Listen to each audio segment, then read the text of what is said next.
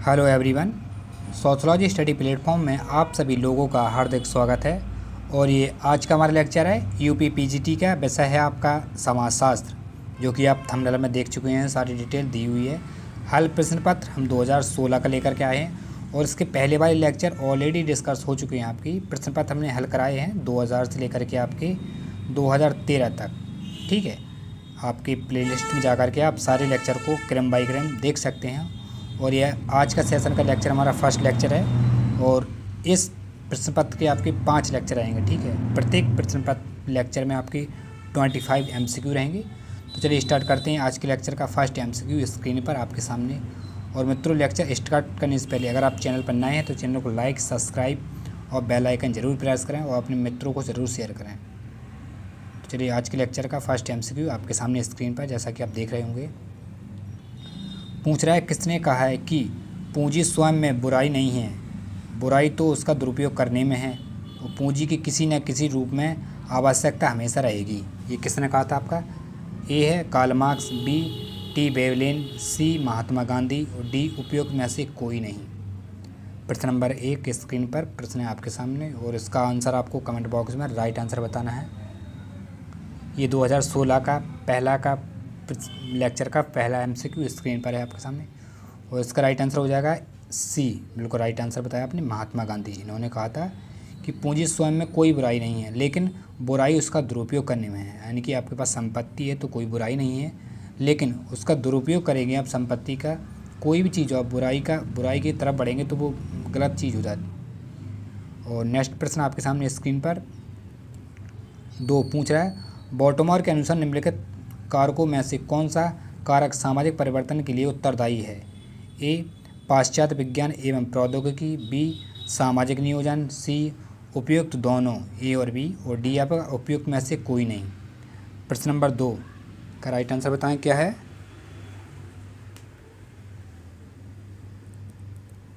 क्या हो जाएगा राइट आंसर?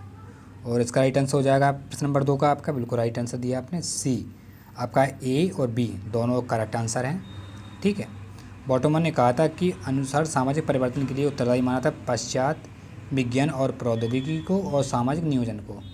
और नेक्स्ट प्रश्न आपके सामने तीसरा पूछ रहा है, निम्नलिखित में से कौन सा समुदाय का तत्व नहीं है? इसमें हमें देखना है समुदाय होता है, कम्युनिटी का कौन सा अंग नहीं है?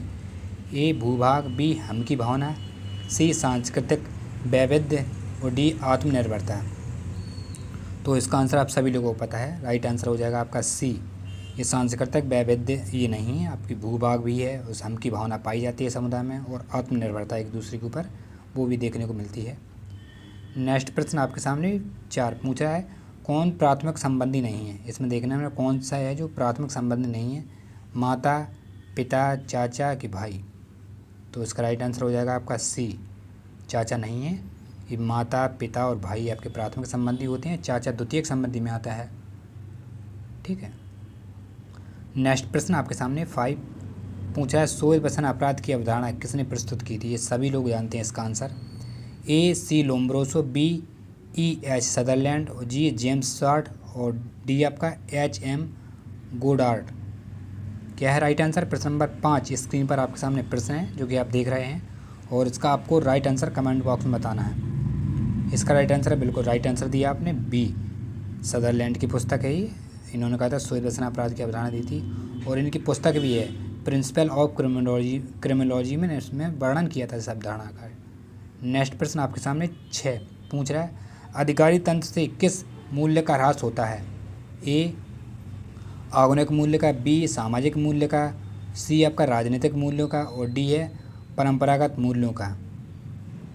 किसका ह्रास होता है? इसका राइट आंसर है डी, परंपरागत मूल्यों का ह्रास होता है। और आगे चलते हैं, प्रश्न नंबर 7 स्क्रीन पर आपके सामने ये रहा प्रश्न। पूछा है, कौन सी एक असहयोगी सामाजिक प्रक्रिया है? ए आधुनिकीकरण, बी सहयोग, सी प्रतिस्पर्धा, और डी आपका सात्मीकरण। कौन सी है? कौन सी असहयोग सामाजिक प्रक्रिया है? प्रश्न नंबर 7 स्क्रीन पर प्रश्न है आपके सामने, इसका राइट आंसर आपको कमेंट बॉक्स में बताना है। बिल्कुल राइट आंसर दिया आपने। इसका राइट आंसर की बात करें तो सी इसका राइट आंसर है, प्रतिस्पर्धा। क्योंकि प्रतिस्पर्धा एक असहयोगी सामाजिक प्रक्रिया होती है, जबकि आधुनिकीकरण और सहयोग एवं सात्मीकरण ये आपके सहयोग की भावना में देखी जाती हैं या छिपी होती हैं। नेक्स्ट प्रश्न पर चलते हैं। प्रश्न नंबर 8 स्क्रीन पर आपके सामने पूछा, जजमानी व्यवस्था अदला बदली है, यानी कि जो जजमानी व्यवस्था होती है वह अदला बदली है। ए भूमि की, बी मुद्रा की, सी प्रलेख की, डी सेवा एवं वस्तुओं की। क्या है राइट आंसर? प्रश्न नंबर 8 बिल्कुल राइट दिया आपने आंसर। इसका राइट आंसर हो जाएगा डी सेवा एवं वस्तुओं की विनिमय व्यवस्था होती है। प्राचीन काल से ही चली आ रही जनजातियों में और प्रकारात्मक रूप से जुड़ी हुई होती है एक दूसरे के ऊपर, गाँव में आपको देखने को मिलता है। और नेक्स्ट प्रश्न पर चलते हैं। ये रहा स्क्रीन पर आपके सामने, ये हमको देखना है कौन सा आंसर सही है। पढ़ते हैं। सामाजिक समूह को निम्नलिखित 4 वर्गों में किसने विभाजित किया था? पहला है सांख्यिकी समूह, दूसरा है सहयोगी समूह, तीसरा है सामाजिक समूह और चौथा है समिति संबंधी समूह। किसने दिया था? 4 का वर्णन किसने किया है? एस.सी. कूले ने किया है कि पी.एस. सोरोकिन ने किया है, किसी है इमाइल दुर्खीम और डी है रॉबर्ट बीरस्टीज। किसने किया था इन चारों वर्णन का प्रयोग, विभाजन? बिल्कुल राइट आंसर आपका डी रॉबर्ट बीरस्टीज ने दिया था। और कूले की बात करें तो कूले ने प्राथमिक और द्वितीयक संबंधी पर बात की थी और सोरोकिन साहब ने तीन भागों में बांटा था, पारिवारिक समूह, संविदात्मक समूह और अनिवार्य व्यवस्था वाला समूह। ठीक है, नेक्स्ट प्रश्न पर चलते हैं। प्रश्न नंबर 10 स्क्रीन पर आपके सामने प्रश्न पूछ रहा, विवाह बीमार आत्माओं के लिए एक अस्पताल है, यह किसका कथन है? ए लूथर का, बी बीरस्टीज का, सी प्रभु का और डी आपका C.H. कूले। किसने कहा था विवाह आत्माओं के लिए एक अस्पताल है? प्रश्न नंबर 10 और इसका राइट आंसर हो जाएगा, बिल्कुल राइट आंसर है सी, लूथर साहब ने कहा था। ठीक है, और नेक्स्ट प्रश्न आपके सामने स्क्रीन पर 11 पूछा, कौन संघर्ष की विशेषता नहीं है? इसमें हमें देखना है कौन सी है जो संघर्ष की विशेषता नहीं है। ए निरंतरता, बी प्रत्यक्ष व्यक्तिगत संपर्क और सी सामाजिक मूल्यों का हनन और डी है अस्थिरता। प्रश्न नंबर 11 स्क्रीन पर है आपके सामने प्रश्न, इसका आपको राइट आंसर बताना है कमेंट बॉक्स में क्या है। और इसका राइट आंसर की बात करें तो इसका राइट आंसर हो जाएगा आपका बिल्कुल ये है निरंतरता। ये संघर्ष की विशेषता नहीं है क्योंकि संघर्ष निरंतर नहीं रहता है, कभी कभी प्रत्येक व्यक्ति को अस्थिरता भी होती है। ये निम्न विशेषताएँ हैं। और नेक्स्ट प्रश्न में चलते हैं। प्रश्न नंबर ये रहा स्क्रीन पर 12 आपके सामने प्रश्न है, पूछ रहा है निम्न में कौन तृतीयक संबंधी है? ए मामा, बी साले की पत्नी और सी आपका भाई का पुत्र और डी है पिता। कौन सी तृतीयक संबंधी है? और इसका राइट आंसर हो जाएगा बी साले की पत्नी। ये तृतीयक में आते हैं, तृतीयक नातेदारी में। और जो द्वितीयक नातेदार होते हैं उन संबंधों में प्राथमिक संबंधी होते हैं, जैसे कि पितामह मतलब पिता के पिता दादा हो गए, साले की पत्नी एवं उसका पुत्र पुत्री, मौसा मौसी या बुआ का लड़का फूफा आदि। ठीक है, और आगे चलते हैं।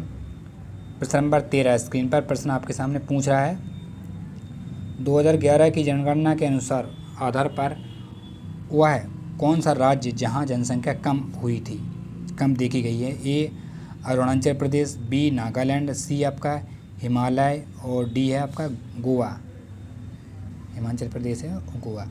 तो प्रश्न नंबर 13 का क्या आंसर है? कौन सी 2011 की जनगणना के अनुसार राज्य में जनसंख्या कम थी? और इसका राइट आंसर होगा जाएगा आपका बी नागालैंड में थी कम। नेक्स्ट प्रश्न पर चलते हैं। प्रश्न नंबर 14 स्क्रीन पर आपके सामने संस्कृतिकरण की अवधारणा घनिष्ठ रूप से संबंधित है। ए प्राथमिक समूह से, बी द्वितीयक समूह से, सी नकारात्मक समूह से, डी संदर्भ समूह से। किससे संबंध है कल्चरलाइजेशन? प्रश्न नंबर 14 बिल्कुल राइट आंसर है संदर्भ समूह से है और संदर्भ समूह से दिया है ये आपका। और एम.एन. श्रीनिवास ने दी थी कल संस्कृतिकरण की अवधारणा। और नेक्स्ट प्रश्न आपके सामने 15 पूछा, समाजशास्त्र में सामाजिक तत्वों के अध्ययन पर किसने बल दिया था?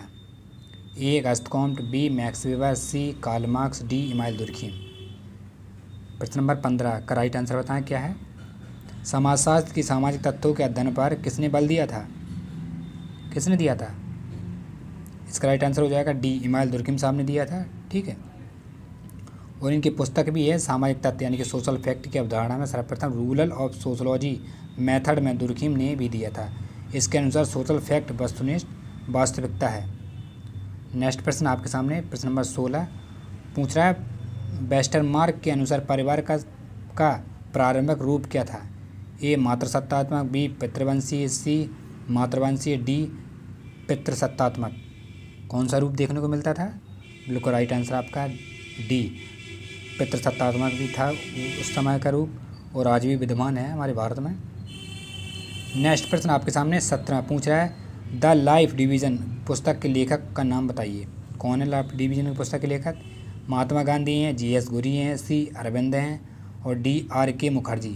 किसने लिखी थी द लाइफ डिवाइन पुस्तक के लेखक कौन है? प्रश्न नंबर 17 स्क्रीन पर प्रश्न है आपके सामने और इसका राइट आंसर होगा श्री अरविंद। इन्होंने लिखी थी द लाइफ डिवीज़न पुस्तक के लेखक अरविंद घोष हैं। नेक्स्ट प्रश्न आपके सामने 18 पूछ रहा है पर्यावरण के मनुष्यकृत भाग को हर्षकोविट्स क्या कहते हैं? ए विज्ञान, बी सभ्यता, सी संस्कृति, डी आपका प्रौद्योगिकी। क्या कहते हैं? पर्यावरण के मनुष्यकृति भाग को हर्षकोविट्स साहब थे और क्या कहते हैं? प्रश्न नंबर 18 स्क्रीन पर प्रश्न आपके सामने, इसका आपको राइट आंसर बताना है। बिल्कुल राइट आंसर है इसका सी संस्कृति। और नेक्स्ट प्रश्न में चलते हैं। प्रश्न नंबर 19 स्क्रीन पर आपके सामने पूछ रहा है भारत में त्रिस्तरीय पंचायती राज व्यवस्था की अनुशासन किसने की थी? ए एल.एम. सिंघवी समिति, बी जी.के.बी. राव समिति, सी बलवंत राय मेहता समिति, डी अशोक मेहता समिति। किसकी तृतीय स्तरीय पंचायती राज व्यवस्था का मॉडल किसने प्रस्ताव किया था? प्रश्न नंबर 19 बिल्कुल सी राइट आंसर है आपका सी बलवंत राय मेहता समिति। इन्होंने भारत में तृतीय स्तरीय पंचायती राज व्यवस्था का दिया था। पहला था ग्राम स्तर और दूसरा खंड स्तर, तीसरा आपका जिला स्तर। ठीक है। नेक्स्ट प्रश्न आपके सामने 20 पूछ रहा है निम्नलिखित में से आत्मदर्पण का सिद्धांत किसने प्रतिपादित किया था? मीर साहब ने, बी फ्रायड ने, सी कूले, डी ब्लूमर ने। किसने दिया था? प्रश्न नंबर 20 का राइट आंसर बताएं। और इसका राइट आंसर की बात करें इसका आपका C.H. कूले ने दिया था आत्मदर्पण का सिद्धांत। और आत्मदर्पण का सिद्धांत का प्रतिपादक C.H. कूले हैं। कूले साहब ने आत्मदर्पण की प्रक्रिया को 3 चरणों में उल्लेख किया था। पहला, व्यक्ति यह सोचता है कि दूसरे के बारे में क्या सोचते हैं। दूसरा, दूसरों के निर्णय के आधार पर स्वयं अपने बारे में क्या सोचता है। और तीसरा, अपने बारे में सोचकर अपनों को कैसा मानता है, अर्थात गर्व अनुभव करता है या गलती। प्रश्न नंबर 21 आपके सामने प्रश्न पूछ रहा कौन निम्नलिखित में से पाश्चातीकरण की अवधारणा किसने दी थी? A Yogendra Singh, B T K. Oommen, C M N. Srinivas, D McKim Marriott. किसने दी थी अवधारणा पाश्चातीकरण की? प्रश्न नंबर 21 का राइट आंसर बताएं क्या है? बिल्कुल राइट आंसर आपका सी एम.एन. श्रीनिवास ने दी थी। नेक्स्ट प्रश्न आपके सामने प्रश्न नंबर 22 एक बंधन और बहुबंधन समूह का परिचय समाजशास्त्री साहित्य में किसने कराया था? ए माइलदुर्खिम ने, बी C.H. कूले ने, डी सी आपका वीरेस्टी और डी आपका P.A. सोरोकिन। किसने कराया था एक बंदी, दुई बंदी और समूह का परिचय? प्रश्न नंबर 22 इसका राइट आंसर हो जाएगा आपका डी सोरोकिन साहब ने कराया था। ये रहा आपका राइट आंसर। और नेक्स्ट प्रश्न में चलते हैं। प्रश्न नंबर 23 आपके सामने हम समितियों के सदस्य होते हैं, संस्थाओं के नहीं। ये सभी लोग आंसर जानते हैं इसका। गिलेन और गिलेन ने कहा था, आगमन एवं निम्नकोक ने कहा था कि मैं कई बार, और पेज ने कहा था, डी में है किंग्सले डेविस। किसने कहा था समिति के सदस्य होते हैं, संस्थाओं के नहीं? प्रश्न नंबर 23 आपके सामने प्रश्न है। बिल्कुल राइट आंसर हो जाएगा आपका मैं कई बार एवं पेज, सी राइट आंसर है। प्रश्न नंबर 24 पर चलते हैं। आपके सामने ये रहा काका कालेलकर कमीशन के अनुसार पिछड़े वर्गों के निर्धारण के लिए मानदंड क्या है? ए व्यक्ति, बी परिवार, सी जाति और डी आपका व्यवसाय। क्या है काका कालेलकर के अनुसार? राइट आंसर आपका हो जाएगा सी जाति, सी राइट आंसर। और नेक्स्ट प्रश्न नंबर 25 स्क्रीन पर आपके सामने इस सेशन का लास्ट और आखिरी प्रश्न है ये। निम्नलिखित में से कितने त्रिस्तरीय नियम का प्रतिपादन किया था? ए अगस्त्यकॉम्ट, बी हर्बर्ट स्पेंसर, सी सेंट साइमन और इनमें से कोई नहीं। सभी लोग जानते हैं इसका आंसर। 25 का राइट आंसर हो जाएगा आपका अगस्त्यकॉम्ट। इन्होंने तृतीय स्थैतिकीकरण का प्रतिपादन किया था। और आपको कमेंट बॉक्स में ये भी बताना है क्रम बाई क्रम इनका कौन सा क्रम पहला था, दूसरा, तीसरा, कौन कौन सा क्रम था, इसको आपको कमेंट बॉक्स में ज़रूर बताना है। और हम इसके नेक्स्ट लेक्चर को लेकर के आ रहे हैं आपके, ये रहा आध्यात्मिक, तात्विक और प्रत्यक्षीकरण। और नेक्स्ट सेशन आपका इसी 16/2000 प्रश्न पत्र का रहेगा और लेक्चर आपका सेकंड रहेगा, उसमें भी 25 MCQ रहेंगे। और मित्रों, चैनल पर अगर आप नए हैं तो चैनल को लाइक, सब्सक्राइब, शेयर करना ना भूलें अपने मित्रों के साथ। मिलते हैं नेक्स्ट वीडियो में, जब तक के लिए टाटा बाय बाय।